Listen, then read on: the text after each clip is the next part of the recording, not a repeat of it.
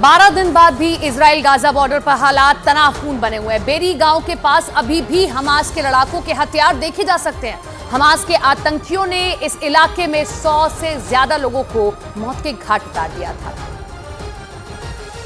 में हमें दिख रहा है कि तबाही और बर्बादी कैसे मचाई गई। इस वक्त हम लोग पहुंचे थे एक कोने में, आप ग्रेनेड देख सकते हैं, ग्रेनेड इधर, मशीन गन, उसके कारतूस, गोलियां। जब आर्मी यहां पहुंची और जो आतंकवादी थे उन्हें न्यूट्रलाइज किया, 70 मिलिटेंट से कुछ लोगों को अगवा भी किया। ये फटे हुए ग्रेनेड हमें दिख रहे हैं। इस तरह से हैवक मचाया तमाम आतंकियों ने।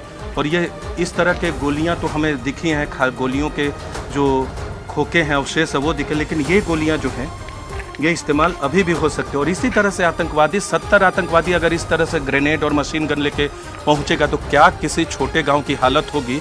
वो यहाँ की तस्वीरें बयां कर रही है, इधर की तस्वीरें बयां कर रही है, जहाँ के बारे में हम आपको बेरी के बारे में लगातार दिखाया। तो ये तस्वीरें ये कहने को काफ़ी है कि हमास के आतंक को जो इस बार उन्होंने हमला किया है बच्चों पे, नागरिकों के खिलाफ, उसे 9/11 तो क्या उससे भी बड़ा बताए इजराइल, तो इसमें कोई गलती नहीं होगी। और इसके लिए सजा